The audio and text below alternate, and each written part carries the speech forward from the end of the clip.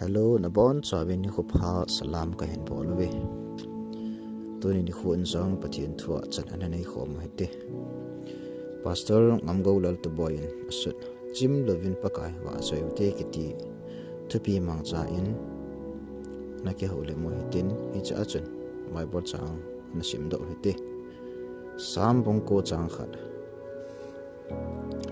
ke man kalung thim pum pin pakai thang va ing ting pakai ni thil bol kitang ta hi aban chan se jinge je bible chang to kisain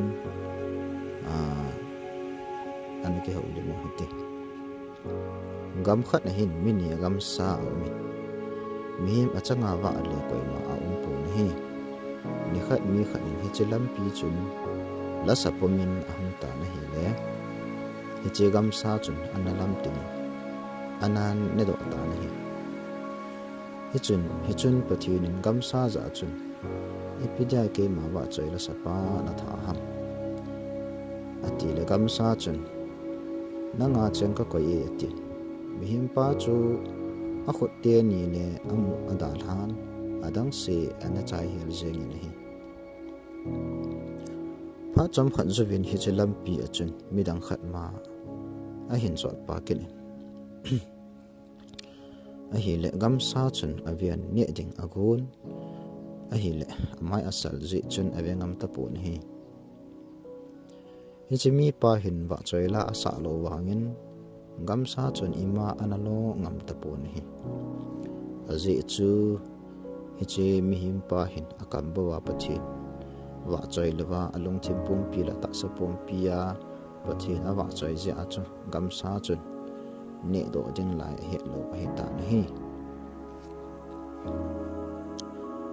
la sa bo hi pathin wa choi na hi pun ki za hi zong le lung sung a ki sa zong hi pathin wa choi na hi ti se do nom vin hi i kamin ke sa hi zong le thil bol kidang ho i se do zong hi awa choi na hi nei lo chaga gan the ike thu pi na zong pathin wa choi na hi thil pha bon na lama kali son ho zong ma wa choi na hi ta san cha te hi na a thiang tho ta hi kho i man ho zong ama wa choi na hi pathina kun phat chom na ki mu ji a ama wa choi ding hi da leng david na se pathina kun thil pha ke dang ta ta chan bon cha ama wa choi na a man ti hi ji a chu david ipu david ke man kalung thim pum pin pakai thang ve tin pakai na thil bon ke dang ta ta hi aban chan se jingi ati to ni ne ho zong thil pha sim zo lo